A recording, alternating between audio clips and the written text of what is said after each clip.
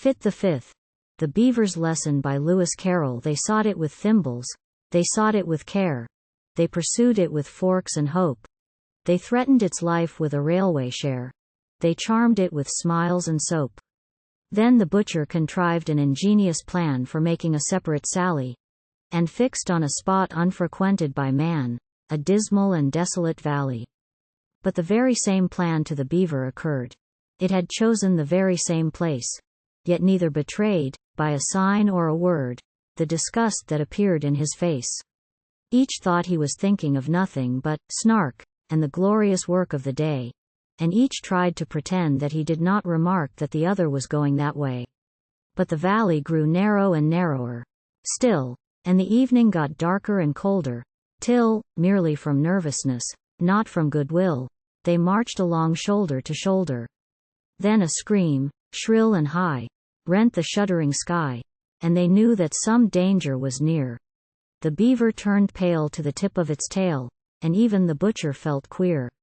He thought of his childhood, left far, far behind, that blissful and innocent state. The sound so exactly recalled to his mind a pencil that squeaks on a slate. "'Tis the voice of the Jubjub," he suddenly cried. "This man, that they used to call dunce. As the bellman would tell you," he added with pride, "I have uttered that sentiment once. 'Tis the note of the Jubjub. Keep count, I entreat. You will find I have told it you twice. 'Tis the song of the Jubjub. The proof is complete, if only I've stated it thrice." The beaver had counted with scrupulous care, attending to every word, but it fairly lost heart, and outgrabe in despair, when the third repetition occurred.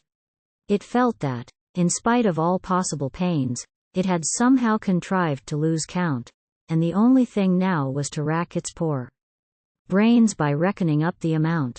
2 added to 1, if that could but be done, it said, with one's fingers and thumbs. Recollecting with tears how, in earlier years, it had taken no pains with its sums. "The thing can be done," said the butcher, "I think. The thing must be done, I am sure. The thing shall be done.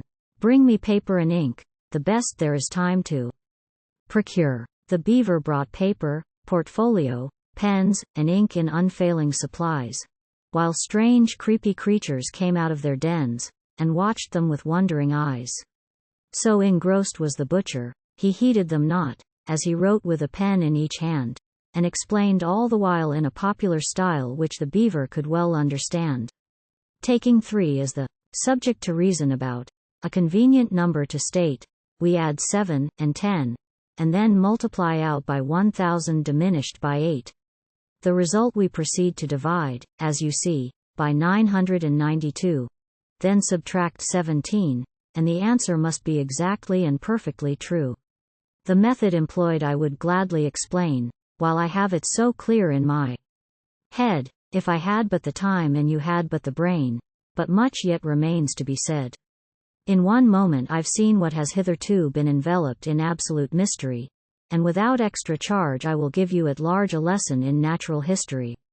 In his genial way he proceeded to say, forgetting all laws of propriety, and that giving instruction, without introduction, would have caused quite a thrill in society, as to temper the Jubjub's a desperate bird, since it lives in perpetual passion.